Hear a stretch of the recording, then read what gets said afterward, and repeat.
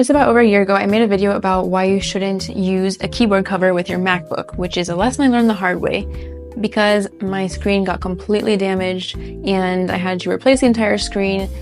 But after that, my MacBook kept working for a while. And today I decided to make an update about what has ultimately happened to my MacBook. Now, big disclaimer, I am not a tech expert. My husband is rather tech savvy and he has been able to work on it and do some things, and I'm going to say right now, I don't understand 100% all of that, but I'm going to explain to the best of my ability what happened to it. But also, I didn't take it to a doctor. I didn't take it to a MacBook doctor to get it diagnosed for why it is now ceasing to work. But based on what my husband did to it, I can pretty much say what the problem is. And today's lesson is going to be why you shouldn't buy a MacBook with a touch bar. So when I bought this MacBook, it was in 2019, and the touch bar was a relatively new feature. And I was like, wow, cool. So we bought the MacBook with the touch bar. My dad bought it. I think he died.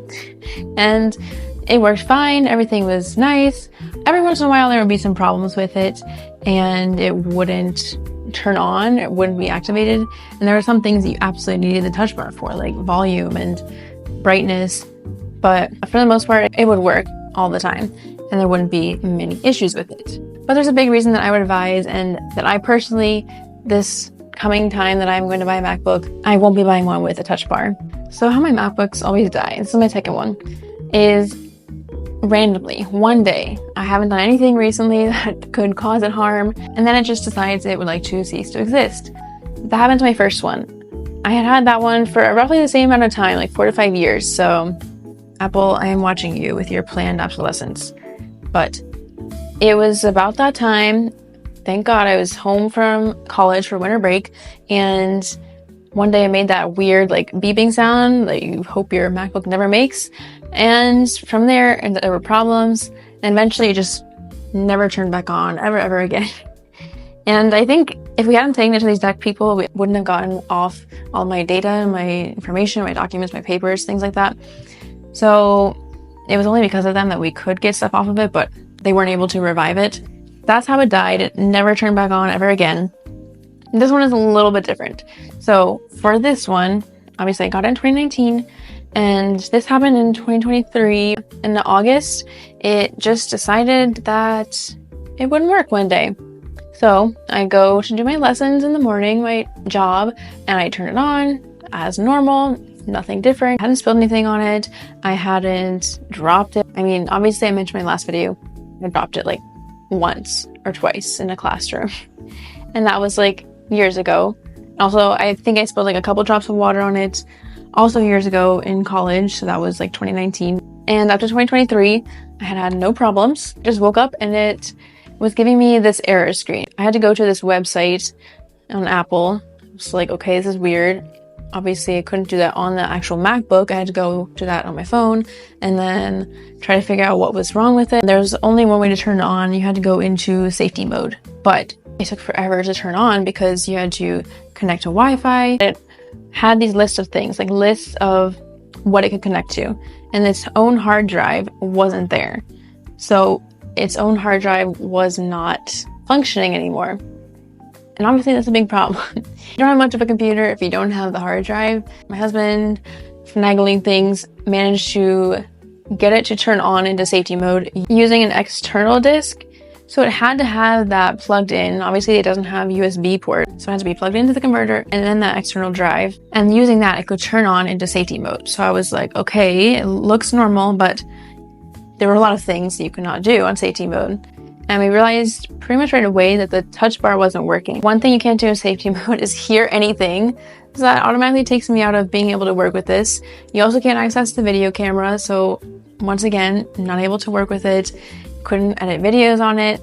So I was like, what is even the point of turning it on into safety mode? Like, am I just gonna browse internet, which I can easily do on my phone, and then, which is what I ended up doing for a while. That's what happened. It ceased to work outside of safety mode. And obviously that wasn't a workable situation. I couldn't just survive with it in safety mode all the time. I couldn't do my work. So I just stopped using it altogether. I wasn't really able to get that much of my data off of it either. because when you're in safety mode, it's not like you're logged into your account. It's sort of like a guest account. So that is how it has been since August. If I even wanted to turn it on, I have to charge it for a while and then connect to Wi-Fi and then do all this stuff, like ask it to connect to another disk and then make it sure it's connected to the right external hard drive that we use to put like the Mac system on, and then it could turn on into safety mode. So it's just too much to just access the internet, which is the only thing to do. So I've been without a MacBook since then. So let's talk about why the touch bar affected this. So when I replaced the screen, I was hoping that I would extend its lifetime, because if everything else worked except the screen, then why pay for a whole new one? Even though some people were saying like, yeah, you could give it to us, pay us $400 to replace the screen for you.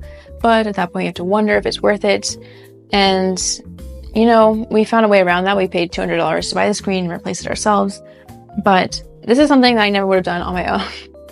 I don't know anything about this. So thankfully, my husband is tech savvy. And like I said, he was the one who mostly replaced it.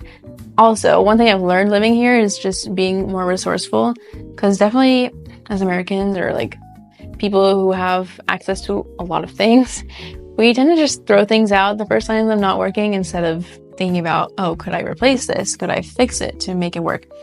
So I fixed the screen, but this time, what do I fix? The hard drive? Obviously, that would be kind of expensive to replace, and I don't think it'd be worth it, which is why I'm not going to replace it. So it's just kind of a bummer that the screen was just recently replaced, and you know, the battery works fine, but the hard drive doesn't. And it's attached to the motherboard. If you attach an external hard drive, it doesn't work, because as we did, you have to download the Mac system onto that drive and use it always connected to that drive. And as I mentioned, you can only do very basic things. The webcam doesn't work. You can't hear any sound. So the MacBook works, but the hard drive doesn't. And the reason that this has to do with the touch bar is because the touch bar is soldered onto the motherboard. So basically, since the touch bar is attached to all this, you can't replace everything that you need to replace. And yeah, that's my update. I don't think they really sell the touch bar ones anymore because they weren't selling as well. And I think that's good, because you really don't need it. It's just something that looks cool, but would cause problems if you needed to replace the hard drive, because it's all connected in there. Anyways, thank you so much for watching. I hope you have a great rest of your day, and I'll see you in the next one. Bye!